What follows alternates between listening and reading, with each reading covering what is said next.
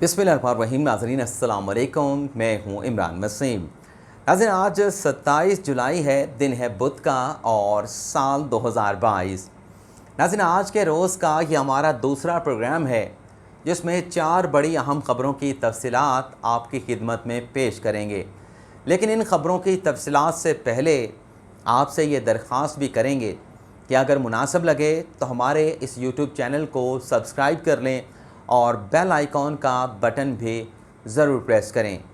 नाज़रीन पहली ख़बर में हम बात करेंगे जो चेयरमैन तहरीक-ए-इंसाफ साबिक़ वज़ीर-ए-आज़म इमरान ख़ान ने बड़ा ऐलान किया है। उस ऐलान के ज़रिए इमरान ख़ान ने किसके ख़िलाफ़ किस किस्म के ख़तरे की घंटी बजाई है, ये डिटेल आपको बताएंगे। और फिर इसी खबर से जुड़ी एक और ख़बर, लंदन से जो आज एक अहम तरीन ख़बर ब्रेक हुई है, उस खबर का इमरान ख़ान के बयानिए के साथ क्या ताल्लुक़ है। दूसरी खबर में हम बात करेंगे आज कौमी असम्बली के फ्लोर पर जो वज़ीर-ए-आज़म शहबाज शरीफ ने तवील तकरीर की, इस तकरीर में वज़ीर-ए-आज़म शहबाज शरीफ की जानिब से क्या गलत बयानी की गई और उस गलत बयानी का किस मामले के साथ ताल्लुक़ है। तीसरी खबर में हम बात करेंगे पंजाब की वज़ारत आला का हल्फ़ उठाने के बाद चौधरी परवेज़ इलाही ने शरीफ ख़ानदान पर और मुस्तफ़ा नवाज़ पर पहला वार क्या किया है।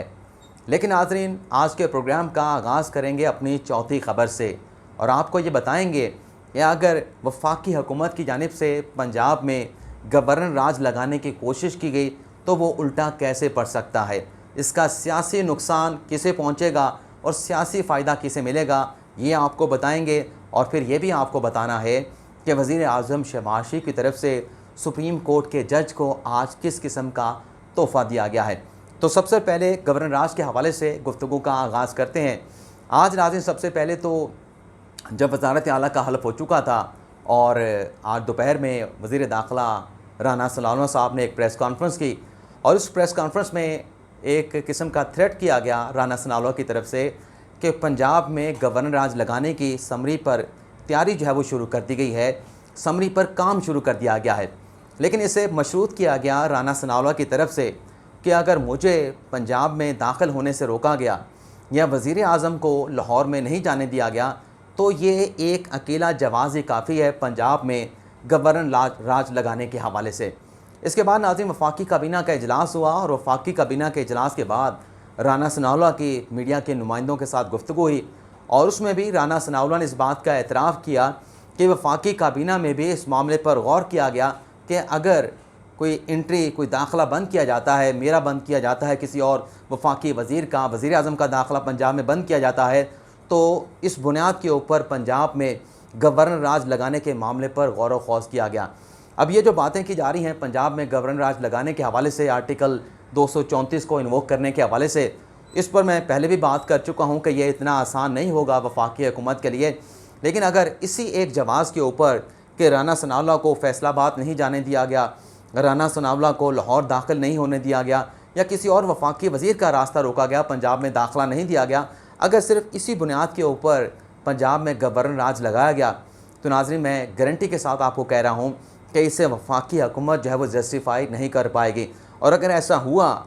वफाकी हुकूमत की जानिब से गवर्नर राज लगाया गया तो आप देखिएगा कि इसका सियासी नुकसान जो है वो वफाकी हुकूमत को होगा, मुस्लिम नवाज़ को होगा और हुक्मरान इत्तेहाद को इसका सियासी नुकसान उठाना पड़ेगा। लेकिन जो सियासी फ़ायदा होगा, जो कि बहुत बड़ा सियासी फ़ायदा भी हो सकता है, वो फिर चेयरमैन तहरीक-ए-इंसाफ साबिक़ वज़ीर-ए-आज़म इमरान ख़ान इससे मुस्तफ़ीद होंगे, इसका सियासी फ़ायदा जो है वो हासिल करेंगे। लेकिन यहाँ पर मुझे ये भी कहने की इजाज़त दें कि अगर ऐसी कोई डेवलपमेंट होती है कि पंजाब हुकूमत की जानिब से किसी वफाकी वज़ीर पर, वज़ीर-ए-आज़म पर पाबंदी लगा दी गई, ये भी कोई इतनी अच्छी हरकत नहीं होगी। इसे भी पाकिस्तान के अवाम की तरफ से और मीडिया की तरफ से और जो सिविल सोसाइटी के लोग हैं उनकी जानिब से भी सराहा नहीं जाएगा कि ये किस किस्म के जो है वो इक़दामात उठाए जा रहे हैं कि सियासी मुखालफत में एक दूसरे के जो है वो रास्ते बंद किए जा रहे हैं। अच्छा, यहाँ पर कुछ दोस्त सवाल भी पूछेंगे कि जो पंजाब में ज़िमनी इलेक्शन हो रहा था तो ज़िमनी इलेक्शन के दौरान पंजाब हुकूमत ने अली अमीन गंडापुर पर और जो आज़ाद कश्मीर के वज़ीर हैं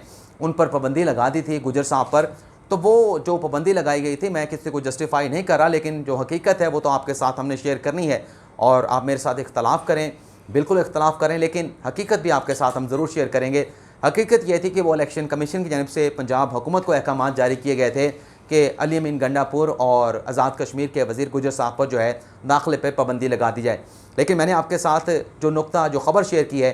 वो यही है कि अगर ऐसा कोई इक़दाम किया गया दोनों तरफ से, ख़ास तौर पे अगर वफाकी हुकूमत ने गवर्नर राज लगा दिया और पंजाब की हुकूमत का ख़ात्मा कर दिया, तो इसे जस्टिफ़ाई करना जो है वो हुक्मरान इत्तेहाद के लिए आसान भी नहीं होगा और इसका सियासी तौर पे एक बहुत बड़ा नुकसान भी वफाकी हुकूमत को और हुक्मरान इत्तेहाद को उठाना पड़ेगा। अब सुप्रीम कोर्ट के जज को क्या तोहफ़ा दिया गया है वज़ीर आज़म शहबाज शरीफ की तरफ से, तो नाज़रीन आपको याद होगा कि वज़ीर आज़म इमरान खान के दौरे हुकूमत में जस्टिस काजी फ़ाइसा की नज़रसानी की दरख्वास्तों पर जो फ़ैसला आया था, उस फैसले में रिलीफ दे दिया गया जस्टिस काजी फ़ाइसा को, उनकी अहलिया को। लेकिन उस वक्त की वफाकी हुकूमत इमरान खान के दौरे हुकूमत में दूसरा नज़रसानी यानी नज़रसानी की दूसरी दरख्वास्त जो है वो सुप्रीम कोर्ट में दायर की गई। आज नाज़रीन डेवलपमेंट ये हुई है कि वज़ारत कानून की जानिब से एक समरी तैयार की गई जिसमें यह कहा गया कि साबिक़ दौरे हुकूमत में जो दूसरी नज़रसानी की दरख्वास्त जस्टिस काजी फ़ाइसा के फ़ैसले में, उस फैसले में जिसमें जस्टिस काजी फ़ाइसा को रिलीफ मिला, जो नज़रसानी की दूसरी दरख्वास्त जो क्रिएटिव रिव्यू दायर किया गया है उसको वापस लिया जाए। ये समरी तैयार करके आज वफाकी काबीना के इजलास में पेश की गई और फिर इस इजलास में फ़ैसला कर लिया गया कि सुप्रीम कोर्ट में जो नज़रसानी की दरख्वास्त दायर की गई है, इस नज़रसानी की दरख्वास्त को सुप्रीम कोर्ट से वापस ले लिया जाएगा। तो ये कहा जा सकता है कि मौजूदा हुकूमत की तरफ से, मौजूदा हुकूमत के वज़ीर आज़म की तरफ से जस्टिस काजी फ़ाइसा के लिए एक तोहफ़ा हो सकता है, क्योंकि नज़रसानी की दरख्वास्त की, दूसरी नज़रसानी की दरख्वास्त की अगर हम कानूनी हैसियत की बात करें तो कोई कानूनी इसकी हैसियत नहीं है, क्योंकि सुप्रीम कोर्ट के फ़ैसलों के मुताबिक दूसरी नज़रसानी की दरख्वास्त जो है वो काबिल समात नहीं, दूसरी नज़रसानी की दरख्वास्त जो है वो दायर नहीं की जा सकती। और आपको याद होगा कि जब ये नज़रसानी की दरख्वास्त सुप्रीम कोर्ट में दायर की गई थी तो उस पर सुप्रीम कोर्ट के रजिस्ट्रार ऑफिस की जानिब से एतराज़ात लगाए गए थे और मेन एतराज़ ये था कि एक मरतबा एक केस डिसाइड हो जाए और नज़रसानी भी उस पर जो है वो अवेल कर ली जाए, उसके बाद फिर फर्दर कोई नज़रसानी की दरख्वास्त जो है वो दायर नहीं की जा सकती। लेकिन बहरहाल कानूनी हैसियत अपनी जगह पे इस नज़रसानी की दरख्वास्त पे, लेकिन जस्टिस काजी फ़ाइसा पर एक तलवार तो लटक रही थी। और ये भी हो सकता है क्योंकि सुप्रीम कोर्ट तो कभी छुट्टियाँ नहीं करती, सुप्रीम कोर्ट चलती रहती है। अगर किसी बेंच का फ़ैसला आ जाए इस मामले के ऊपर, कोई 2 रुकनी बेंच, 3 रुकनी बेंच या 5 रुकनी बेंच सुप्रीम कोर्ट का यह फ़ैसला दे दे कि दूसरी नज़रसानी की दरख्वास्त जिस तरह से इंडियन जुरिस्डिक्शन में, सुप्रीम कोर्ट की जुरिस्डिक्शन में इंटरटेन हो सकती है, तो पाकिस्तान में भी दूसरी नज़रसानी की दरख्वास्त को इंटरटेन किया जा सकता है अगर उसमें सबस्टांस मौजूद है। तो ऐसी किसी डेवलपमेंट से पहले अगर ये नज़रसानी की दरख्वास्त वापस होने जा रही है तो जस्टिस काजी फ़ाइसा के लिए मौजूदा हुकूमत का ये इक़दाम किसी खुशखबरी से कम नहीं। अच्छा, इस वफाकी काबीना के इजलास में एक और भी फ़ैसला किया गया कि जो अदलिया के अख्तियारात हैं और अदलिया के अख्तियारात पर तो ये फ़ैसला किया गया कि जो कौमी असम्बली है वहाँ पे बहस करवाई जाएगी, जो अभी सुप्रीम कोर्ट ने फ़ैसला दिया है वज़ारत आला के इलेक्शन से मुतल्लिक। लेकिन साथ में ये भी कहा गया है, वफाकी काबीना के इजलास में ये भी फ़ैसला किया गया है, आप नाज़रीन से माज़रत करूँगा, प्रोग्राम थोड़ा सा तवील होने जा रहा है, लेकिन ज़ाहिर सी बात है कि ख़बरें तो आपके साथ हमने शेयर करनी है और मैं कोशिश करता हूँ कि डिटेल कम से कम रखूँ, लेकिन क्या करें, ख़बरें बड़ी अहम होती हैं। तो दूसरा फ़ैसला वफाकी काबीना के इजलास में नाज़रीन ये किया गया है कि जो चीफ़ जस्टिस का सोमोटो लेने का अख्तियार है और जो चीफ़ जस्टिस का बेंच बनाने का अख्तियार है, उस हवाले से कानून साजी की जाएगी। और मुझे समझ नहीं आ रहा कि ये वफाकी हुकूमत पार्लियामेंट से ये कानून साजी कैसे पास करवाएगी। अगर तो अमूमी कानून के ज़रिए अटैम्प्ट की गई, अमूमी कानून यानी कोई आम सा कानून बना के अगर ये बना दिया गया कि चीफ़ जस्टिस फ़लाँ मामले पे सोमोटो लेंगे, फ़लाँ मामले पे नहीं लेंगे और बेंच में कौन कौन बैठेगा, बेंच की तश्कील कैसे होगी,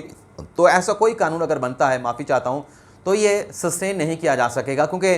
जो आइन के अंदर लिख दिया गया है उसे आप किसी कानून के ज़रिए ओवरराइड जो है वो नहीं कर सकते। हाँ, अगर अलबत्ता ऐसी कोई अटैम्प्ट हुकूमत करना चाहती है तो उसके लिए आइन में तरमीम करना ज़रूरी है। आर्टिकल 191 में, 175A में, और जो सोमोटो का अख्तियार है 184(3) का, और फिर 187 में भी तरमीम करना पड़ेगी। तो ये जितने भी आर्टिकल मैंने आपको बताए हैं, इसके लिए फिर कॉन्स्टिट्यूशनल अमेंडमेंट लाना पड़ेगी, लेकिन वो हुकूमत के लिए इतना आसान इसलिए नहीं है क्योंकि उसके लिए 2/3 मेजॉरिटी दरकार है। तो ना मौजूदा हुकूमत के पास कौमी असम्बली में और ना ही सेनेट में 2/3 मेजॉरिटी जो है वो मौजूद है, तो इतना आसान नज़र नहीं आ रहा। वफाकी काबीना के इजलास में बेशक फ़ैसला कर लिया गया है, लेकिन ये इंतहाई मुश्किल होगा। अब खान साहब ने ख़तरे की घंटी क्या बचाई है। आज खान साहब ने सियासी कमेटी और कोर कमेटी के इजलास की सदारत की है, जिसमें एक तो पंजाब हुकूमत के अमूर के हवाले से फ़ैसला किया गया, स्पीकर कौन होगा, डिप्टी स्पीकर दोस्त मज़ारी के ख़िलाफ़ अदम एतमाद की तहरीक कैसे लाई जाएगी, और जो अपोजिशन की हिकमत अमली है इन दोनों इशूज़ के हवाले से उस पर भी गौर व खौस किया गया। लेकिन खान साहब ने इस इजलास में यह वाज़ेह कर दिया, बल्कि अपने फैसले का ऐलान कर दिया कि पंजाब में तो टेक ओवर कर लिया गया है, लेकिन अब मेरा जो मिशन है वो शहर इक़्तिदार के ऊपर जो है वो की तरफ है। शहर इक़्तिदार को मैंने जो है वो फ़तेह करना है और मौजूदा हुकूमत को चलता करना है ताकि मुल्क में नए इंतखाबात करवाए जाएँ। जब तक नए इंतखाबात का मुतालबा इमरान खान ने कोर कमेटी के इजलास में, सियासी कमेटी के इजलास में कहा कि जब तक मुल्क में इंतखाबात का ऐलान नहीं कर दिया जाता, नए इंतखाबात की तारीख़ नहीं दी जाएगी, मेरा जो मिशन है मैं वो एहतजाज का मिशन जो है वो जारी रखूँगा और अब मेरा फोकस जो है वो शहर इक़्तिदार यानी इस्लामाबाद होगा। एक तरफ तो नाज़रीन खान साहब ने यह खबर दे दी, लेकिन इसी के साथ साथ ये जो खान साहब ने ऐलान किया है कि शहर इक़्तिदार अब मेरा फोकस होगा, तो इसका मतलब ये है कि मज़ीद सियासी अदम इस्तेहकाम, और मज़ीद सियासी अदम इस्तेहकाम का मतलब ये है कि मज़ीद मुआशी अदम इस्तेहकाम। यानी खान साहब ने कहा है कि हर सूरत में मौजूदा हुकूमत को चलता करना है, घर भेजना है। अब इसी खबर से जुड़ी एक और ख़बर भी है। खान साहब ने तो ऐलान कर दिया, लेकिन लंदन से नवाज शरीफ ने अपने भाई वज़ीर आज़म शहबाज शरीफ के साथ रब्ता किया है और PDM के दीगर रहनुमाओं के साथ रब्ता किया है, हुक्मरान इत्तेहाद के रहनुमाओं के साथ रब्ता किया है, और इस ऑप्शन पे गौर किया गया है कि क्यों ना कबल अज़ वक्त इंतखाबात करवाए जाएँ और हुकूमत को छोड़ दिया जाए। ज़रा ये बता रहे हैं, मुर्तज़ा अली शाह साहब की भी खबर है, ज़रा ये बता रहे हैं कि नवाज शरीफ की तरफ से मशवरा ये दिया गया है कि क्योंकि इदारों की सपोर्ट मौजूदा हुकूमत को हासिल नहीं और इदारों की सपोर्ट के बगैर हुकूमत चल नहीं सकती, तो बेहतर ये रहेगा कि मसाइल को अगर देखा जाए कि मसाइल को हल करना है, जितना अरसा इक़्तिदार में रहेंगे उससे जो मसाइल हैं वो हल नहीं होंगे, बल्कि मसाइल में मज़ीद इजाफ़ा होगा। जब मसाइल में मज़ीद इजाफ़ा होगा तो नवाज शरीफ ने कहा कि उससे जो हमारी पॉपुलैरिटी है, जो मुस्तफ़ा नवाज़ की पॉपुलैरिटी है, या जो सिंध में पीपल्स पार्टी की पॉपुलैरिटी है, मौलाना फजल रहमान की जमात की जो पॉपुलैरिटी है, या PDM के इत्तेहाद में, हुक्मरान इत्तेहाद में जमातें शामिल जितनी सियासी जमातें हैं, उन तमाम सियासी जमातों की पॉपुलैरिटी पे फ़र्क पड़ेगा। और अब आपको मालूम है कि जो PDM का इजलास है वो कल इमरान खान अपना नवाज शरीफ की जानिब से, मौलाना फजल रहमान और आसिफ अली ज़रदारी की जानिब से तलब कर लिया गया है। तो देखते हैं कल इस इजलास में क्या जो है वो फैसला किया जाता है।